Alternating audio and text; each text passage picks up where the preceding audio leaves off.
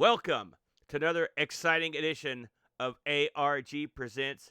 I'm your good buddy, your father figure, if you will, Amigo Aaron, joined by our resident baby, big baby Huey himself, the Brent. Right on cue. Oh God, this is gonna be a rough one. Time for a diaper change. I want my Oh baba. God. So, if you joined us last week, we spun the wheel. We made the deal. Oh, The childish deal. You're an idiot. man. And this week we'll be playing games featuring babies, baby games, if you Yes. will. Now, Not games made for babies. Not no, games made by babies. no. But games made Well, featuring babies.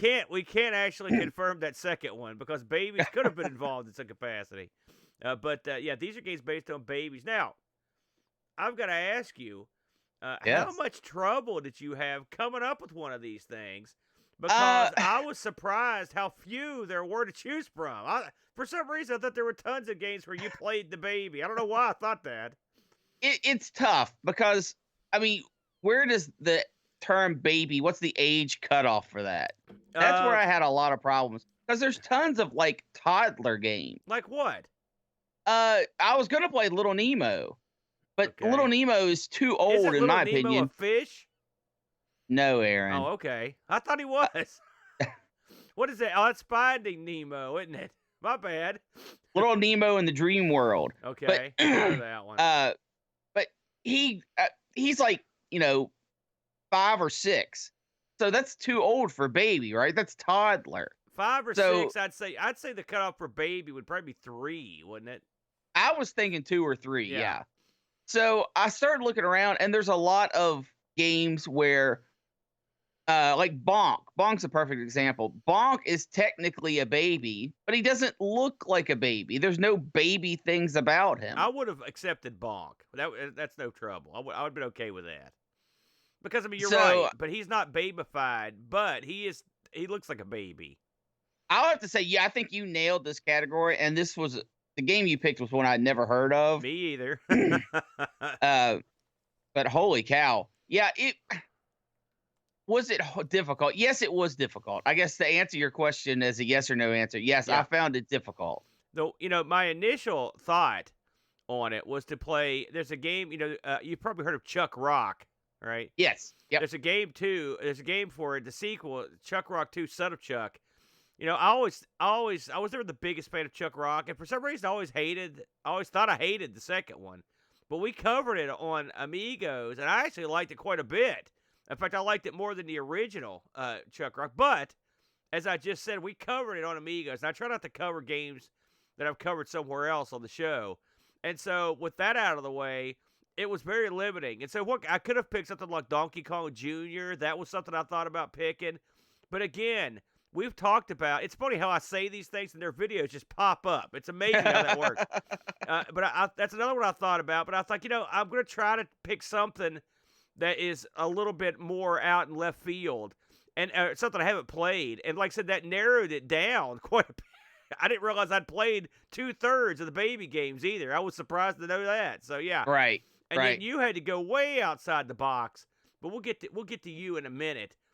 I guess there's not a whole lot left to say except to get into it. So as I one thing I want to say, I think there's a pretty understandable reason why there aren't a whole lot of baby games, because when you depict killing a baby, that's probably going to cut you some. That's going to get you some bad guy point. Yeah, that is true, and I will say, you really don't like the bad guys very much when you're being a baby. You're like, they're picking on a baby, So yeah, that's something I thought about. So anyway, getting back to it, I had to choose something, and so what I went with was a game. And I'm telling you, when I say I did a lot of research to try to find something, I went with a game I'd never heard of. It was simply called Baby Joe and Going Home. Now, it's got 2 names.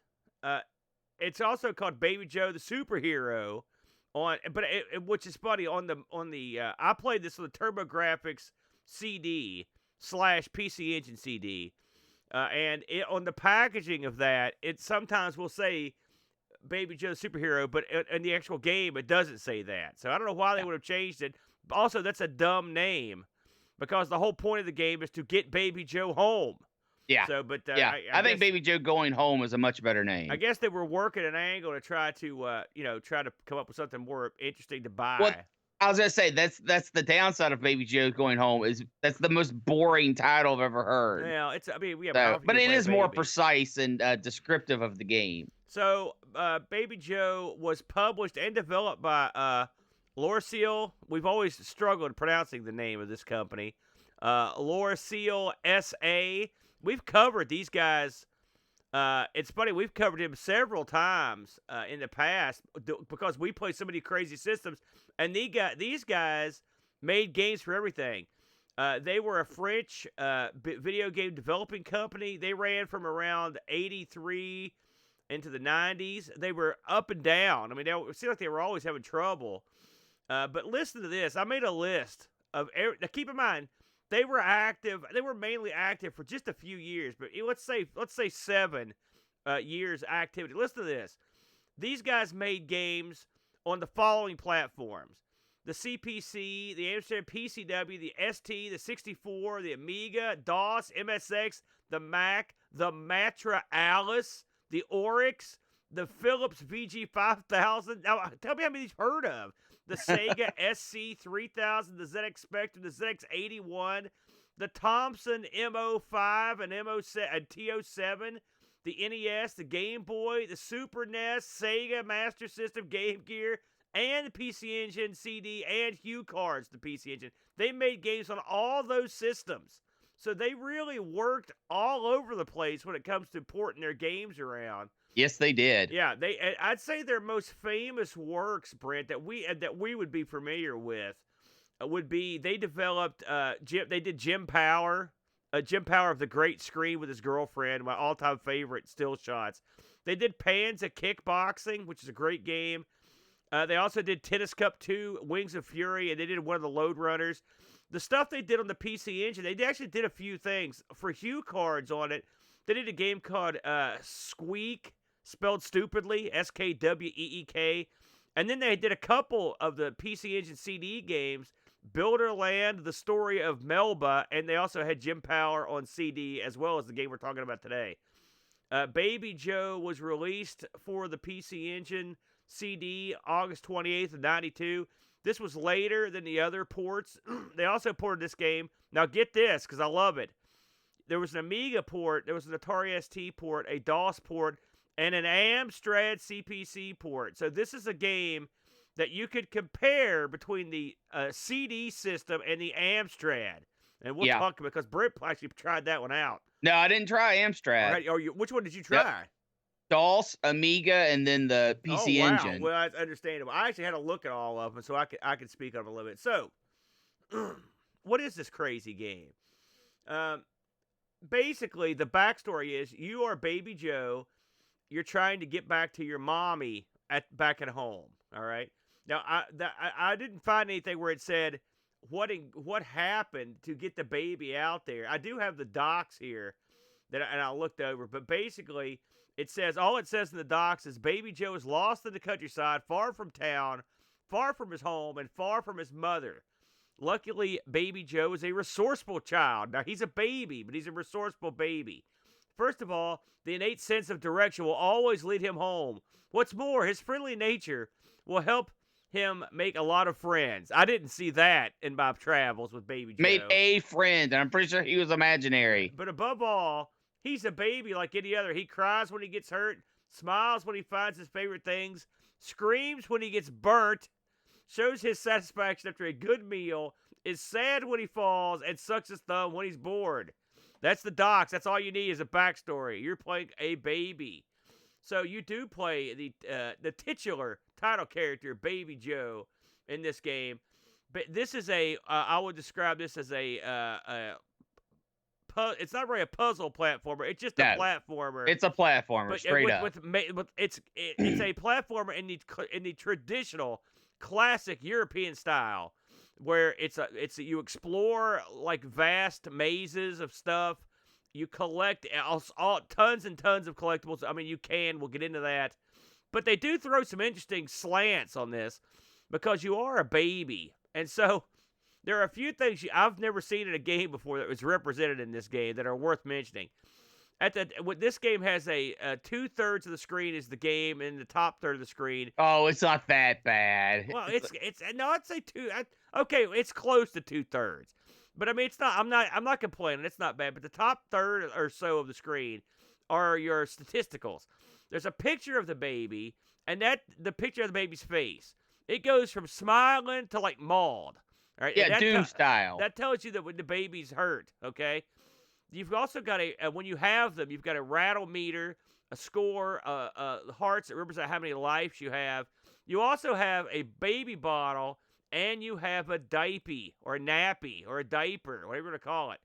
Now, one of the wackier things, we've played a lot of games from the UK and Europe, Brent, that have a lot of collectibles in them. Super Fraud. Me and Bo endlessly rail on these things. This game is very similar, but with a catch. In this game, you get points for picking up the collectibles, but every time the collectibles are usually in the form of food, like always apples, the form of food, cupcakes, stuff like that.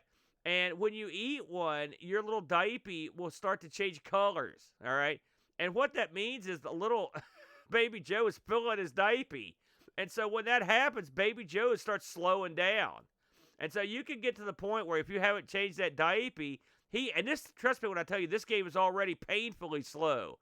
That when you've got even slower baby Joe, you've got problems. I mean, so what I'm saying is this game, in fact, has a poop meter, a diaper poop meter at the top.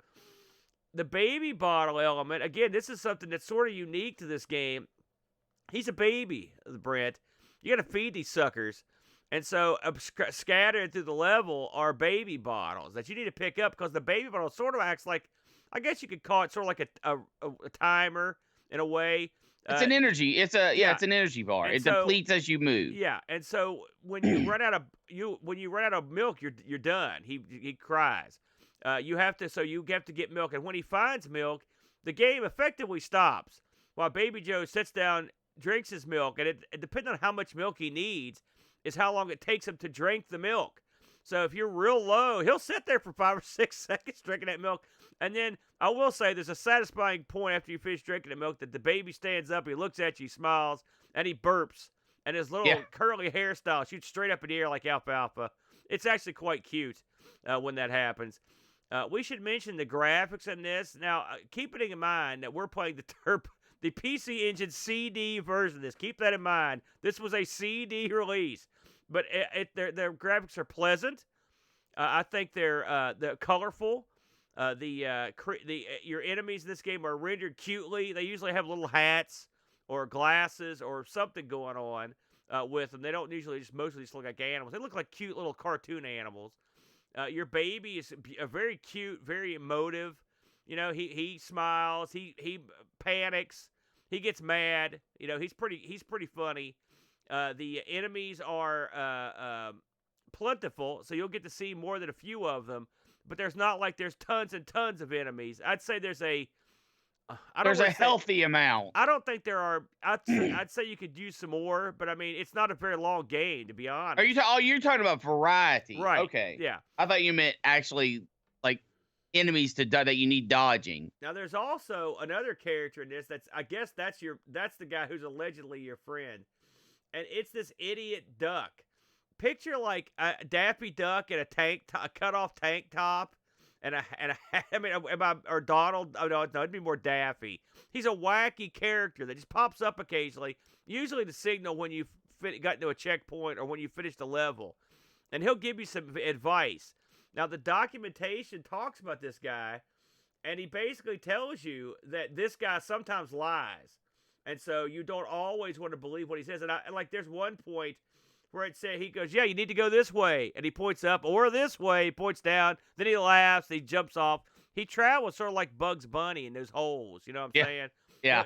He'll dig into the ground, which, believe it or not, Daffy Duck used to do that too. So I never quite figured that out. I don't know if ducks can dig holes. I don't know. It's a cartoon. So this game is split into 4 levels on the PC Engine. You've got the main level, which is the start level, which is sort of like an outdoor level with a few little caves.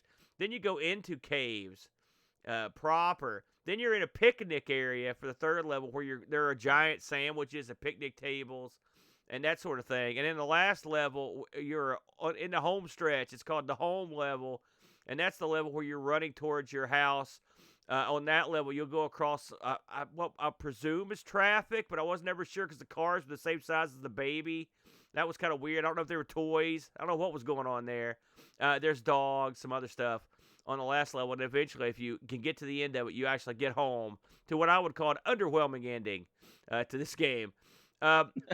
This game is one of the slowest platform games I've ever played, and I mean, it was built that way. It's slow, brother.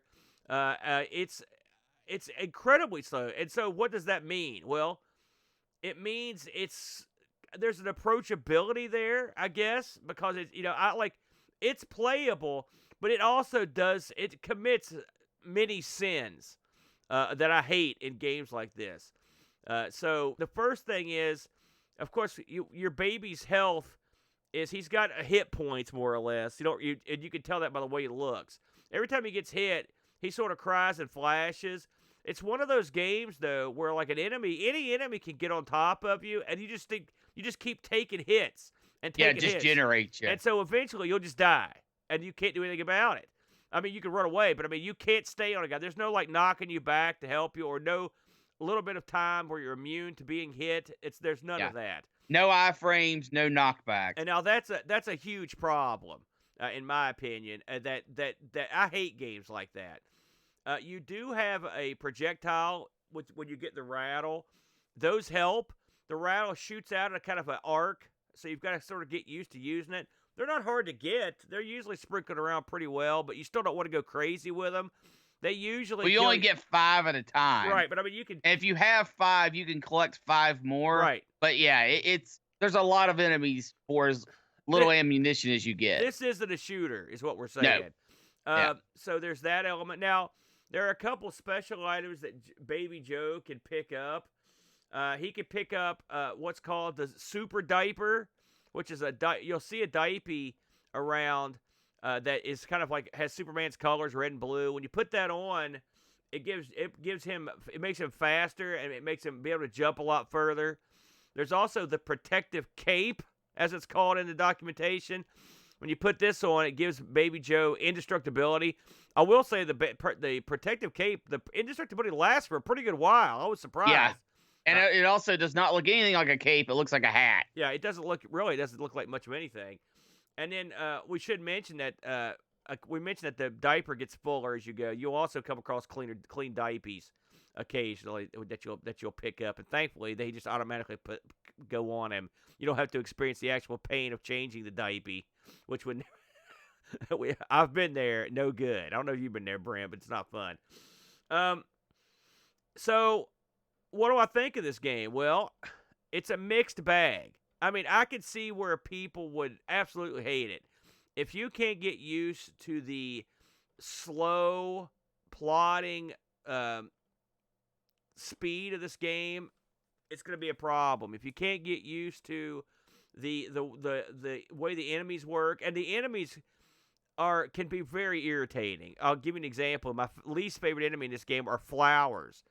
Flowers are just standing there. They don't do anything. But if you step on them, they wake up and they spit at you. Now, that's gross, number one. And number two, what? And the spit will travel with the screen. So you can keep on going, and their spit will be with you several screens away. It's that kind of game where the projectiles just keep on trucking. I could have done without that. It's another one of those games, again, from Europe, where it's really easy to get lost or not know where to go. There are secret areas that you sort of, in fact, in a few cases, you kind of have to find them. There are also areas where you have to sort of stand there for a minute to wait for stuff to happen. There are places where you just straight up take a hit, and there's nothing you can do about it, which I don't like. There are tons and tons of blind jumps in this. Tons. Did I mention tons? Especially since a lot of times in the level, you'll be grabbing these balloons that lift you up in the air, so you'll be on the rooftops and fence tops and stuff, and then you'll be expected to basically take a leap of faith and hope you're not going to fall down in anything. aside from your hit points, there's also the element of instant death if you touch fire. Admittedly, it's almost worth it to watch the pretty funny animation of the baby's butt catching on fire and him shooting up in the air like a rocket. That's pretty funny, but it also kills you instantly. That's the not funny part. The baby, when he loses his hit points or runs out of milk, he just sits there and cries. And if you don't hit the button, he'll cry for a good while, won't he? Yeah, he'll cry. I mean, like 2 minutes. Like the first time I didn't hit the button, I was just waiting for something to happen. He just sit there and cried, and you feel like a piece of garbage. Like, oh, I'm sorry, baby Joe. You know, this was I don't know exactly what they were going for when they put this game out or who it was supposed to appeal to. It's a strange one. What did you think of this one, Brent? Well, yeah.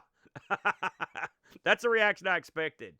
I liked it. Yeah, I understand. Well, let me go over what I liked and what I didn't like about it, because you did a pretty good overview of what was going on. A few gameplay elements that are very annoying. The hit generation, where an enemy can just set on you and just zap you to death, kind of sucks. You need to get hit, have iframes, and then be able to move on, but this game does not do that. The second thing, and what I find far more devastating, is the jump mechanics in this game. And that's because when you jump, like you're jumping left or right, you will jump to a certain point, and then once that point is met, you just fall straight down. It doesn't carry momentum at all. Well, it's very little momentum. I'll get. Well, I know. I mean, it gets to a point. It gets to a point, and then you're just done. You just fall straight down. You have some starting out, but once you reach that point, it's over. The balloons are a neat. I mean, they're a fine idea that is poorly executed. And what I mean by that is, if you are riding a balloon and then the balloon pulls you past the platform, the baby will automatically get off, even if you don't want to. And the reason why this is an issue is because of some of the level design. It has you where you need to ride past these platforms. If the balloon is going down, you jump on the balloon, it will kick you back up on the platform. When the balloon comes back up, you'll try to jump back on it. It will think that you went off on that platform and drop you down again, and sometimes drop you through the platform. So the balloon mechanics were not well executed from a programming standpoint. The other aspect of it that I don't like is the jump is very floaty. It's the floatiest. And you would expect, I mean, that's okay. I don't mind a floaty jump, but with that dead off at the end, it makes you think you can make something and then you can't. The level designs are okay. They're not great. How far did you get in this, Aaron? I managed to get off the first level, which I thought was a pretty good deal, because that was you made it to the caves. Yeah, yeah. I made this. I did same cheat place and try every level. I mean, I had the password, so I tried all the levels. It's funny. The first level and the fourth level, for example, are not. There's no difficulty difference. You know what I'm saying? Like it's pretty much about. In fact, I'd say the first level might be harder than the fourth level. Of course, the second level is by far the hardest. The cave, yeah, and part of it's because it's trying to get through it. It's so confusing. And again, this is in the European style, where they put a lot more emphasis on exploration and sort of free-form exploration than we did here in Japan. And so that's a style choice. I'm not going to hold that against it. It's not my favorite, I don't either. But especially once I look at these games like I would look at them. Like, if I had an Amstrad, and this is a game I picked up on cassette, and I had this game for a month, you're going to memorize those levels and map them out. And that's sort of fun. That's sort of a different philosophy than we had here in the States. Now, on a TurboGrafx CD, are you going to do that? I don't know. And the fact that the particular version we're playing, and by the way, I think this is the best version. I will say that. Well, we can go in that to the second. Let me finish up my thoughts on the game. Where the game really succeeds, in my opinion, is I think Baby JoJo is very well animated. Yeah. Very, very well animated. His crying, his screaming, sucking his thumb, drinking the bottle, all that is incredibly cute. The diaper mechanic, excuse me, where you actually want to avoid picking up the food Yeah. because eventually that leads to a debuff, uh, is brilliant. The giving you kind of 3 health meters that you have to watch over: his health, the diaper, and the bottle. Brilliant. That kind of concept, I think most of the enemies, well animated. I thought the flowers that popped up were really clever because if you don't step on them, they're just flowers. They don't do anything. They don't hurt you. But when you step on them, it makes them angry and they come to life. It makes them the deadliest enemy in the game, though, when you step on a couple of them. Well, no, I don't think it's that. I honestly didn't think it was that bad, but I avoided stepping on them. So it was, I didn't have problems there. Some of the worm enemies, they have like inchworms that go on the ground. Yeah. They're just hard to see. Yeah. Which makes them kind of annoying. But I love the feel and the flow of this game. I really do. I think that doesn't, just because I love it doesn't make it a good game. The game has a lot of issues, which stops it from being something I could even. Would I recommend this game? No, just because if you're wanting to play a platformer, there's better platforms out there. But I think this has a unique style. The main character is fun. It's this is a toughie. It is. And, I enjoyed my time with this, but I'm also not going to go back to it. Yeah. So if you see Baby JoJo or Baby Joe out there play, easy to pick up, something you can click a few clicks and get to it, play it just to see the main character and his animations and how he plays. But don't expect to be wowed or see something you've never seen before. It just does its thing well, and a lot of things not well. Yes, and I think I would recommend this one more to our European friends because this is their style of game. Now, all that said, I agree with, like I said, we're very similar on our viewpoint on this one. The diaper mechanic, this is like the anti-pickup game, and that does add a lot of interesting fun to it when you're trying to avoid all this food. When you accidentally get the pickup, you get the points, but then you're like, oh, man. And you can actually use that to make this game more challenging if you want to by eating everything you saw and just trying to get through it like that. I may be the first person to make this comparison, but the pace of this game and the jumping and the movement in it reminds me a lot of Gods. If you remember playing Gods was this sort of lethargic, very popular game on multiple systems. And I mean, they're not similar graphically, but I mean, in terms of the actual the pace of it, no, I agree. And so no theming, Gods. nothing else, just the playability of it. Yeah, I agree. And this sort of game, the funny thing is the way they put this game together, it wouldn't work if it was super fast. Because you would instantly fill your diaper up, and then you'd be screwed, and you'd run out of stuff too quick. It's a leisurely game, and it's sort of fun. Like Brent said, the levels could have used some work. I don't like all the blind jumps. The hit detection, in terms of not the detection, the actual getting hit is no good. That's something that everyone struggled with for whatever reason. I wish they hadn't done it that way. But the bottle element, the rattle, I think it's a cute game. I don't know. I might give it a shot. If you're so inclined, I don't think I can kill it. I know I looked at some reviews for it. Now I didn't find any reviews for the TurboGrafx version, but I did find some for like the Amiga version, and it got middle of the road reviews. For the most part, and I'd say it's a middle of the road game that could have been more. We've seen this many times on the Amiga, me and Boat. Now I'm seeing it here. Now, as a CD, if I had bought a freshly minted PC Engine CD-ROM and this honed in the view, I would probably be irritated because this is not a CD title. The music on this is great. It's quite good. CD music.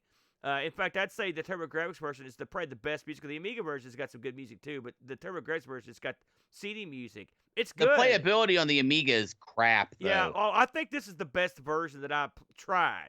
I don't agree. Okay, go ahead, get into it now. I think DOS is the best version. Really? I don't like Yeah. I didn't like the look or the music in DOS. I think from a playability standpoint. I didn't try playing it in DOS. It played pretty good, did it? I think it played better than the Amiga, and I think the TurboGrafx this is a waste of its power. Yeah. And really the TurboGrafx the jumps seem to float different than the DOS version, and I found the DOS version more playable. I played it the most. The DOS version is the one I played the most. The funny thing is, this game, we're at that ebb because the DOS version came out in 91, and Amiga version came out about the same time. And you're at that. There's the point where the DOS machines were sort of getting ready to pass the Amiga. Right? Yep. And so this one didn't have the sound that the Amiga did. In fact, I didn't think it was even as pretty. They were but similar, but I think this is the best looking of the three. I didn't play the DOS version, so I'll take your word on that one. No, the DOS one was ugly by comparison. Yeah, and I mean, if you're gonna play one, I would still probably play this one, and it's out there to find. I had to dig it up, but it's you can get hold of it. We did get some Discord action on this, believe it or not, Brent. We actually got a lot of Discord action this week. I was kind of surprised. I guess people were into babies, man. So the Boat tried this thing right away. Boat writes, another 8-bit platformer with 16-bit lipstick applied from a middling Euro developer. Meaningless collectibles, way too many enemies, no offensive weapon, and of course, character is an annoying baby that before long you start to wish harm upon. Avoid at all costs, 2 out of 10. Now, Boat clearly wrote that review without understanding the diaper aspect or knowing about the rattle, because it does have weapons that you throw, and it also, you don't want the collectibles. So, but that's Boat. Also, I like Baby Joe. I liked Baby Joe too. I felt bad when he got hurt. Pajako writes, Baby Joe, some nice concepts, but badly executed. In its favor, it has multiple routes through levels, which gives you some variety. And visually, the graphics are not the worst I've seen. Not PC Engine quality for sure, but still quite cute. However, the game is slow, imprecise, and the whole thing feels like it was written some kind of game creator software, and certainly not something you'd expect on the PC Engine. The 16-bit era is littered with better platform games than this. So check it out if you have it in your collection, but don't go out of your way. 3 out of 10. So pretty much both were not happy with it. I will say, I looked at this. I didn't look at this as a 16-bit title. I didn't think about it within the realm of other titles. I just looked at it as a game. As a 16-bit platformer, if you compare it to the other ones, yeah, garbage. I mean, it's not going to stand up to that. But I mean, just playing it. We play a lot of games in the show where we sort of take ourselves out of the time. I just got to play the game, and this is another one where, like I said, I didn't think it was horrible, and I don't think Laura Still's I guess they are a Midland Euro producer, but I mean, I think they had some decent stuff. Boat was killing them there, Brent. I looked this up on eBay, and I didn't find very much. In fact, I found 0. So you may, of course, you know how these CD titles are for the TurboGrafx PC Engine. They're not what I would call all over the place. So your mileage may vary. Hard to find by default. Yeah, but I mean, you could easily burn this if you want to try it yourself. If you had a PC CD, and if you want it for DOS or anything else, it's out there. If that's your bag. So that is Baby Joe, the going home or the superhero, depending on your perspective. Now, as we close the scene here on Baby Joe, Brent, you went in a crazy direction. I will admit, I gave you the business on Discord for being for making a goofy choice, but there were so few baby games out there to pick from. I'm gonna change my tune here and let you go on to without me ridiculing you for your entire review. What did you choose this week? Well, you had the humanoid baby factor covered. So I went The humanoid. What? You did? That's what? the best you could come on. Just go. So I went in a different direction, and I chose Baby Pacman, the video game pinball hybrid of its time. And I'm just going to sit here and listen until it's my turn. So Baby Pacman, of course, Pac-Man, a Namco property, handled in arcades for quite a while by Bally Midway. And Bally Midway, of course, the Bally part of Bally Midway was a pinball company.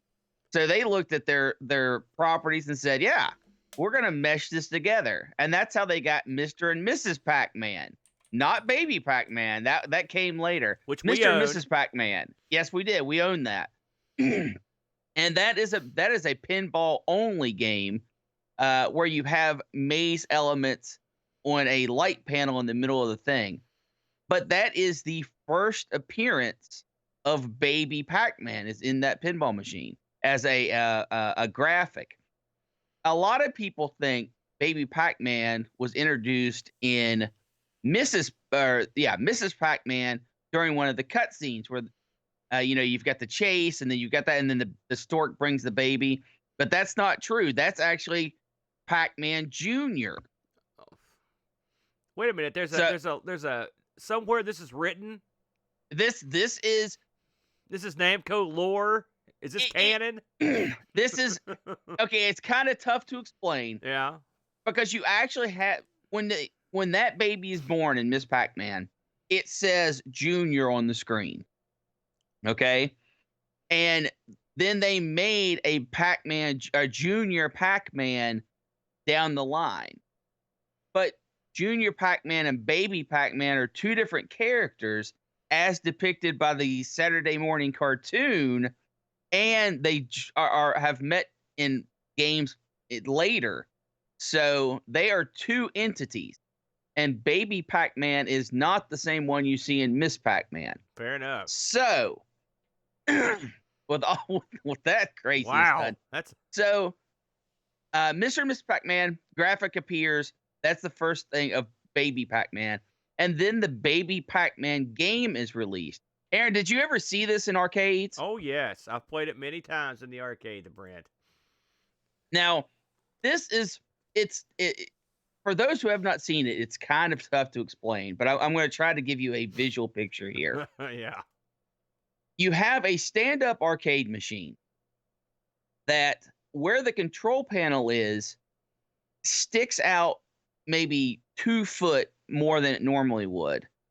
And actually laying back into the machine is a miniature pinball table, about a half-size pinball table. Above that is a monitor that has normal arcade graphics on it. So you've got this crazy hybrid of you play the maze portion of Pac-Man on the monitor, and then the pinball portion of it is below the monitor, and you actually, it's a physical thing. You play with flippers, real world physics with a ball and bouncers, and just like a pinball machine. Crazy idea. This is actually not the first one to come out, but this was the first one that really gained any popularity. Aaron, do you have any idea how many of these sold? It was around. I'm going to say probably 6,000. You're close, but you're way off. Yeah. These have a cell count of about 7,000. Oh, that's not that far off. I said you were close, but you were way off. The play on this, crazy. You start out in the Pac-Man maze, and on your control panel, you've got your joysticks and your player 1 and player 2 buttons. And then on the side of the machine, you've got flipper buttons like a normal pinball machine. So you start out the game, you put your quarters in, and it fires up in the maze, and it's a really low graphic effort of a Pac-Man maze. The colors are very pastel. You have 4 ghosts. It's an unusual maze, and the Pac-Man is this itty bitty half-size Pac-Man. It looks way worse than the original Pac-Man did. Oh yeah, way worse. And then you have the your little Pac-Man that moves around collecting dots just like the original Pac-Man game. What you don't have is power pellets. So you are completely at the mercy of the ghost. There's no way to turn the tide. You're always on the defensive. There are tunnels that go on the left and the right, just like the original Pac-Man game, but there are also tunnels going down. When you go down a tunnel, that's when the ball launches and you play the pinball portion of the game. And it is a actually okay pinball portion. It has plenty of features. And inside of this pinball portion, you can actually gain power-ups and improvements for the video portion. You can upgrade the fruit. Normally, that's done by advancing levels in the game. But in this, if you spell fruity out, it upgrades the fruit from a cherry to a strawberry, down the line, ending in banana. On the other side, you can spell out the word tunnel. And if you do that, you increase your tunnel traveling speed, which means when you go from one side of the screen to the other, it does it faster. In the middle, you can spell Pac-Man, and whenever you do that, it adds a power pellet to the upper play portion. So that's how you get your power pellets to turn the ghost blue to be able to eat them. There are also 2 saucer sections that when you go into them and they're lit, you actually travel back into the maze and can, collect all your goodies, try to get more dots, because finishing the mazes is the main port of the game. That's how you advance. So all of this going on, you can only die also, something I should mention, if you just drain the ball, you go back into the top maze and you have to finish the level at that point. You can only technically lose a life in the video portion of the game. So you want to collect all your power-ups on the pinball portion. Ideally, if you leave through one of the saucers, you can still go and do some of the maze stuff and then come back to the pinball section. But if you go and drain the ball into the pinball section, you're trapped in the maze until you complete it. Sounds kind of fun, right?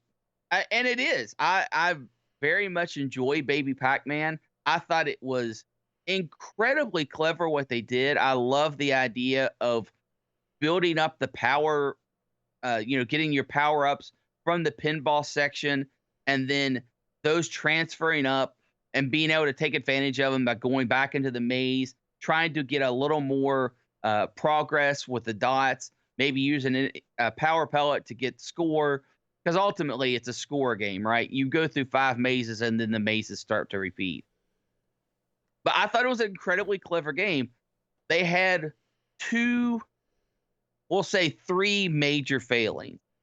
Failing number 1 is something they absolutely could have taken care of, but didn't, which is the graphics on the game on the video section are really, really poor. And they're going to say, oh, well, we were working with a smaller monitor, which is true. We had to do half power stuff.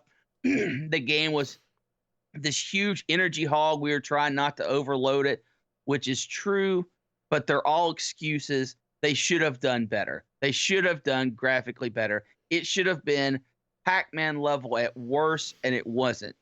So that's on them. Thing number 2 that was really bad, the machine broke a lot. And the reason why, you have to think about this. You're taking care of a pinball machine. You're taking care, and all the things that go along with that, the driver boards, the pop bumpers, all the solenoids, all the lights, all that kind of stuff. You're also taking care of a video screen, then the arcade portion of it, the sticks, the buttons, the screen itself, adjusting all the settings. And then the most devastating thing was these things had to communicate with each other. These were 2 separate boards in the system, which were connected through cables and ribbons and all this other stuff. And if any part of that communication broke down, it all failed. So it was an absolute monster to take care of. Anyone who has to have been inside of one of these things, or you watch online talk about how difficult it is to keep these things running. And finally, the absolute nail in the coffin, the twist of the dagger, the game was brutally hard. And I mean brutal. When Pac-Man was first invented, discovered, designed, they said, we want a game to last 3 to 5 minutes for your play, for your money, for your time at the machine. Baby Pac-Man, you could literally be done in 30 seconds. The ghosts are not programmed in the same way as they were for Pac-Man or Miss Pac-Man. They don't have the same kind of set algorithms that you can kind of trick or kind of manipulate. These ghosts are out to kill. And the red ghost of the bunch is actually faster than your character herself, which that brings up a funny point. Sometimes Baby Pac-Man is referred to as a girl, and sometimes Baby Pac-Man is referred to as a boy. It's never been disclosed for sure which is correct. But anyway, the difficulty of the game put it so far out there for casual players, which is exactly what Pac-Man and Miss Pac-Man, that's the market that they targeted. So this got just scathing reviews. It was just brutally hammered. Aaron, do you remember playing this and making any progress in it when you did play it? Well, I think you did a good job there. You described it pretty well. I did play this at first. This is a funny game, okay? Design-wise, just to look at it, it's a brilliant design. If you were going to make a hybrid pinball machine and arcade machine, this is how you would do it. There's enough pinball machine there to make it a pinball machine, plus the screen's plenty big enough to have a video game. And the footprint of this thing isn't huge. That's the funny thing. It's about a cabinet deeper. and a half. Yeah, it's deeper than a cabinet, but it's not really a whole lot wider. A little bit, but not too much. It's beautiful. It looks good. The graphics are nice. In terms of the play field, everything you said about the arcade portion is spot on. They did a crap job graphically. It looks like garbage. Okay, it looks lame. It doesn't have any of the appeal of you're coming off stuff like Mrs. Pac-Man, and why not? And we took 2 steps back, and people looked at that because you got to think this is a tough sell, because if you're your average arcade goer, in '82, you roll up to this thing, and by the way, another shortcoming is they didn't make the instructions on this clear. If they had, they would have had more people at least try, because when you start out in that maze and there's no power pellets and the ghosts are coming at you to kill you, you're like, this sucks. This isn't the Pac-Man I remember. The fact that you're earning power pellets and bonuses on the pinball machine side is a good idea, but if you don't inform the player of what's going on, it's a bad idea. And because I played this for years and had no idea what was happening. All right. Then I got a chance to play it at home, understand a little bit more about what was going on. And ultimately, after playing this thing quite a bit, I turned to enjoy it. Like, if I had the chance to pick one up, I would. With all that said, for your average arcade goer, this was a intimidating, sort of ugly dud. And that was what killed it. I'm sure it was an expensive machine as well. And the maintenance, of course, on it would be tough. It's funny that you mentioned Mr. and Mrs. Pac-Man. Of course, me and Brent, we own this machine, so we're pretty intimate with the play on it. And in many, many ways, it's the superior version of Baby Pac-Man in a lot of ways, because it also features a Pac-Man maze. The movement on it's a lot different. One of your flippers basically controls an up, down, left, right arrow, and the other flipper is like an advanced one-spot button on this grid. It's goofy, but it actually works, and it's actually a lot more seamless than it is in this game. Which is less. The way they did it in this was just bizarre to me. To make it look so crummy and to give you no chance. The AI with the ghosts was, like you said, was too killer. Something else they forgot to take into account is that when you ever played Hercules in Pinball Machine, the arcade? Yes, it's like double the size. Uses the cue ball for a pinball. It's massive. It's a massive pinball machine, and it had a rep for being real slow, and it was. Yeah. This is the exact opposite. You're playing on a half of a pinball machine, so this thing is rocket fast. It's almost like playing one of those home machines you used to get as a kid with a little marble in there. I mean, this thing really rockets. And so the pinball portion is difficult. And so when you pair difficult fast playing pinball with difficult fast playing arcade, you get a machine that are gone on quick, just like you said. And no one wants to play for 30 seconds or a minute and get crushed and then come back and try it again. This didn't fill you with any sort of sense that you might improve your score, because the thing with pinball is there's always a luck element involved.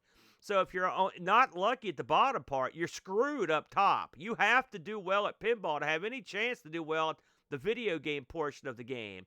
And so you're also looking for people that like pinball in 82 and were good at it and wanted to play Pac-Man. So you're limiting your audience in various ways. So I can see this game. It's amazing to me that it got released, if I'm completely honest with you. But with all that said, all the bad mouthing on it, it's a very unique game. You'll never see it again. No. And you'll never. And this concept was pretty much panned as a concept. But I think they had something here. I think they could have done. And I mean, really, if you think about it, the concept of a video game playing on the backboard on a pinball machine, that was realized in the 90s over and over and over with little mini games that were built into various pinball machines with those LCD screens. And so the dot matrix, I should say. So it's that part of the gaming that came around, so they used that aspect of it, and probably you couldn't make with a modern machine as they are now with a fully realized video back glass, right? This game could be done on a full-size pinball machine or something like this, and it would probably be pretty fun because you've got the full video up there to play on. But this was just way, way ahead of its time, and they just didn't quite get it right. I agree with pretty much all of that. A few other things to mention. Midway Valley did have another game, one of these hybrid games called Granny and the Gator, and it's not that good either. Well, no, it's considered the superior of the two hybrid machines. Yeah. I agree with that. But I didn't like it much either, if I'm honest. I've played that one too. Not in the arcade. I played the virtual version. Right. That was real rare. It is. I think that they had something special here. It was just, to be completely honest, I think that the operating side of this was ultimately what killed it. I think these were so hard to keep running because you had to keep two different things working at the same time, two different machine types, two different skill sets to keep those machine types running. And Baby Pacman wasn't a huge earner. I think it did okay, but with the trouble that it had staying active, staying functional, it ultimately was not the earner they wanted it to be. This game has been rumored to have soured Namco and Midway's relationship. I think Bally really pushed to make this happen, and they thought it was going to be this huge success. And then when it was just a mild success, Namco was finally like, listen, let's stop some of this crap you're doing. Of course, the crap still kept coming because they had quiz games and other aspects of Pac-Man video game history that we won't get into now. But the hits, they didn't keep on coming for Pac-Man for many, many, many years to follow. Something that you probably didn't know, Aaron, but it's definitely worth mentioning. You are, of course, used to the stand-up version of this cabinet. Correct. They actually had a cocktail version of this cabinet. No, I did not know that. How did that work? you can't, I guess you could stand and play it, but it would not be comfortable. Yeah. You sit down, and the machine is long and flat like a cocktail. For our pinball cocktail machine. Yeah. It looks sort of like that with a monitor sitting on the back of it. There are all rumored to only have been 5 of these produced. That it was a prototype before they ultimately switched to the stand-up version. Interesting. If you look at it, if you take a good look at the cabinet, it almost sort of looks like half of a cocktail with a backboard strapped on it. So I could. Well, the prototype is definitely looks more like a cocktail. Very strange. Yeah, because it's as long as a pinball machine ish, and then with a little bump on the back for the monitor. Now, something you might also not have known, Aaron, this got no home port. Right. I did know because, that. of course, you had the physical element of the pinball machine. And, of course, there were plenty of people out there putting video pinball machines out. Yeah. And more likely, the reason why this got no home ports, outside of its fairly unpopular nature, was the licensing agreement, like I talked about before. Namco kind of wanting to split from Bally Midway. But a homebrew did come out 2 years ago in 2019 that for the Atari 7800. I saw that. And I holy cow, it's awesome. Is it? Oh my gosh, it is really good. Now it is crazy difficult, just like it's what it's trying to mimic. But yeah, really, really good. I got to look into that. The cart sold for $35, Yeah. and of course you can get ROM downloads and all that good jazz. And you can check it out over at Atari Age. What they pulled off on the 7800, Aaron, is absolutely amazing. And How neat. It brought both the pinball and everything about the pinball part and the maze part, meshed them together beautifully. Big kudos for the development team behind that. And that is something you've got to check out when you get the time. That's neat. That's really neat.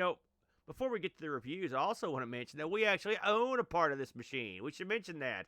I don't know how we came to it, but we own the back glass of this machine. Yes, we do. I don't know where it's at. It's set somewhere. It's in the basement. Yeah, it's down here. Basement, so there you go, Brent. Brent, you should have pulled that out. And that ain't gonna happen. Yeah, good luck unloading it. We did get some reviews on this if you want to go into them. These real quick. Yeah. If you're wanting to pick one of these up, they actually are available. When you in the modern age, of course, you've got your people that can repair anything. Yeah. So this sold fairly well it sold horribly when you look at it from arcade numbers, but it sold really well when you look at pinball numbers. So 7,000 of these out in the wild, you can actually get these fully restored for about $2,500. We'd buy one of these, wouldn't we, if we saw one? I would, yes. Yeah. Yeah. I don't know if I could drop 25 on it. I think for $2,500, I'd much rather have a Punchy the Clown.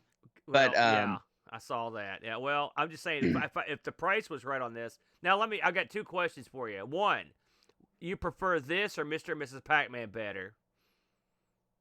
This. Really? Yeah. Okay, I disagree. And two, I think it's just more innovative. Which of the two machines sold more? Do we have any idea on the numbers for Mr. and Mrs. Pac-Man? Oh, this sold way more. Really? Because I see that I'll look while you're reading reviews. I'll look up hard numbers. All right. But Mr. and Mrs. Pac-Man did not sell 7,000 units. I can guarantee you. We did get some reviews here. This isn't really a review, but I had to read. Lord Soup wrote when he heard about this game. He wrote, "Wait, Baby Pacman was a pinball game. Also, why is Mr. Hanky in the top left?" Which I thought was funny. He also wrote, "Who are you people and where is Agnes? My brain is dying out. I've had no booze for a week." Then he wrote, "Weird. I like pinball, I like Pac-Man, but hybrid games often leave me flat." So he wasn't buying it. He almost wrote his review in a haiku style. So I don't know what was going on there. We also got a review here from Jocko, who wrote that he played the 7800 version as he couldn't get a pinball emulator set up in time. He writes, "I feel like I could hold my own in Pac-Man, but Baby Pacman repeatedly handed me my rear on a platter, and I gladly ate it up. As a Pac-Man game, this is as brutal as it comes. The Ghost Blitz through the maze at speed, and with no power pills to take initially, the Ghost will hunt you down quickly. The only way to get power pills is to play pinball on the pinball section of the table. This, too, is quite tricky, as the small size of the table means you have little time to react to the ball bouncing back from the top of the table, and a larger gap between the flippers means you won't be in the pinball section for long. We forgot to mention that. There is a good-sized gap in those flippers. Overall, Baby Pacman is a great concept, but not for the faint-hearted. Check this one out as an interesting gaming history side note, but it will break you. 7 out of 10. He also writes, P.S., for his crimes against video gaming, Billy Mitchell should be forced to 10 years of Baby Pacman every day. I don't think he deserves that. I think that's too much. Did you find any numbers out there? I did. You are actually correct. I knew it. The Mr. and Mrs. Pac-Man pinball was 10,600. Bam. Don't tell me I don't know my stuff, brother. I'm a pinball master. You know what else I'm the master of, Brent? The wheel. You didn't even say it. Let's go for it. Whoa. What's going on here? Let's get to the wheel. We forgot to look at that scene, didn't we? Here we go. So, this week, Brent, I have added the following piece. Before we get to the Retro Rewind, this week, the following piece will be games we've come around on. Games we've come around on. Now, let's talk about the Retro Rewind piece this week. Sponsored by our good friends over at RetroRewind.ca. For all your Commodore retro gaming needs, please give RetroRewind.ca a shot. They support all your Commodores, your C64, your C128, your Commodore Amiga, the Commodore CD-TV, the CD32. They've got flash cards. They've got caps if you want to recap your machines. They've got a recapping service and repair service where you send your boards up there and they'll take care of you. But the one thing I want to talk about this week that's particularly special, and we touched on it a little bit, they have now added color computer support. TRS-80 color computer. And have begun selling the SDC, the cartridge slot SD solution, SD card solution for the Coco. These are a must. I've got one here, and if you don't have one of these and you've got a Coco, you're out of your mind, brother. These things are double solid gold. Flash. They've also got the Kung Fu Flash. You got to have one of those. Which I've heard nothing but good things about those. Frank is currently, Brent, running a Christmas program, if you will. If you go and buy anything from Frank and use the promo code TISARG, that's TISARG, not only will you save 10% off your order, you will also qualify us for an extra shot at getting a $50 gift certificates that we could give out to the fans if we are the #1 show amongst all the shows that Frank sponsors. Now, Frank sponsors a bunch of shows, Brent. We're the underdog. We're the low-hanging fruit here. What do you think? Yeah, we are. This? Now, there's a few things you need to know when you go to RetroRewind.ca. Yeah. And if you're wanting to use your code, save that 10%, help us out. This is how you have to do it. Like many shops, you can check out as a guest, or you can sign up, and check out properly, if you will. The way you use those codes is you got to sign up properly, because otherwise, the back end system can't attribute those codes to the proper places. So I know, don't think, I'm just gonna pop in here as a guest, use this code. No. If you're trying to help us, and please help us, we need it. Sign up, put in your information, use the code, save 10%, and shoot us to an unlikely victory, a very, very unlikely victory. But I want to get there, Aaron. What a blow, what a moral blow it would be to others, and what a way to celebrate this holiday season, but to deliver those demoralizing blows. We should mention that Frank is donating a portion of proceeds from December to the local food bank up his way in Canada. And as we know, during the holidays, times can be rough. It's a good way to give back. And Frank is taking care. Frank's a very charitable guy. Was a big charitable guy during the Amigathon as well. Put in a goodly amount of he's a heck of a guy. That's right. So heck of a guy. That's RetroRewind.ca, promo code TISARG. Now, with all that said, this is the Retro Rewind piece. Let's see what we've got underneath here, Brent. If I can just yank this bad boy out. Bam! It's the Jupiter Ace. It's our Retro Rewind piece this week, Brent. So we're gonna spin this thing. Do you have a thought this week on what you'd like to have? I try not to do any of that thinking stuff. Yeah, well done. You're getting that going. Here we go. All right, we got a good one here, and the winner is... Oh, we've been waiting for this one, Brent. Oh, no, my soda pop. We've been waiting for this one, Brent. It's the Sinclair QL. The Sinclair QL, Brent. This was recommended by Herbski. So next week, we'll be playing games on the Sinclair QL. What do you think about the QL, man? I don't know. You don't? Listen, it's a Sinclair machine, brother. You know it's gold. The Sinclair QL. We're going to learn a lot, man, about this system. Hermsky set us up, I think, maybe. He may have also set us up. Yeah. Depends on it. You know, while we're here closing the show out, I guess we should talk about this huge graphic that's on the screen here. It's Boat Fest. Holy smokes, Boat Fest. It's coming up, Brent. In June, late June, the last weekend of June to be precise, of 2022, it's all going to go down in the retro gaming capital of the world, Hurricane, West Virginia. The masses will come. They'll all diverge on the singular Holiday Inn Express at the Tates Valley exit of Hurricane, West Virginia, into conference room for the biggest boat fest ever held, also the only boat fest ever held. I can tell you that who will be in attendance here. I know for certain Boat will be at his own festival to sign autographs, take pictures, kiss babies, and shake hands. Myself and the Brent will be there. We'll be doing live shows. Do you want to see Amigos, Everything Amigo Podcast Live? Bam, live in front of a studio audience. Boo us, throw fruit. We're okay with it. You want to see me and Brent do ARG Presents live on stage, where there's no editing, it's just nonstop, straight up action. You want to tell Brent what you think of him, do it. He's begging for it. He likes it. You want to tell me how great I am? That's fine too. Hug me, kiss me. I'm good. It should be a lot of fun. We're going to have Jack Flack will be there. I think he may be doing a live Sprite Castle in front of the crowd. We'll probably also do all of our other shows live. It'll be a lot of shows. Boat said we're going to have some kind of charity auction. That'll be a lot of fun. We're going to have a ton of retro computers there. Plus, see all your buddies that are going to turn up. Hopefully, we'll have a good crowd. Tickets are on sale now. You can pick them up. Also, there's a hard limit on these things. Around 50 or 60 tickets, I think it is, but I'm not sure exactly how many it's going to sell. I think it's going to sell 60, more than 50. That, but I'm not 100% sure. I don't know what his plan is.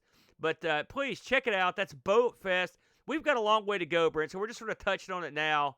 And sometime in the near future, we'll give you the itinerary of what's going to go down. I also want to mention, just going to barely mention this one, Brent, but coming up in January, a little closer than Boat Fest, is going to be the International Computer Club meeting. It will be at the end of January. I'm not 100% sure on the exact date. I'm not sure we've nailed it down perfectly. But we are signing people up now in the Discord. If you would like to get involved in International Computer Club and show off your project. You know, someone mentioned to me in Discord, Brent, that they want me to go over everything in my back shelf here as my thing. So I might actually present something this time around, International Computer Club, and just talk about all the crap that's in that shelf back there. There's quite a bit of stuff in the shelf there, so that might be kind of fun. That should be a good time. Brent, anything you want to talk about here before we take this thing to the house? Nope, I'm ready for nap time. I understand, yeah. I hope you feel better, man. Oh, one more thing. This is ARG Presents 195. Did we determine to Brent? Wake up. Is this 195 that we're doing here? Yes. Yeah, so 195. So we are 5 away. We're 5 away from hitting the big 200. Now, Brent's planning some sort of extravaganza. I'm not privy to all the details, but I'm sure it's going to be awesome. Brent Fest. That'll be lightly attended. So in 5 episodes... There's nothing light about Brent Fest, Aaron. Oh, there you go. Well, listen, again... Next week... That's where you have tons of fun, if you know what I mean. Well, listen, we got to work on that, both of us. Next week, it's the Sinclair QL. Thanks for joining us for Baby Games, and we will talk to you the next time. Until then...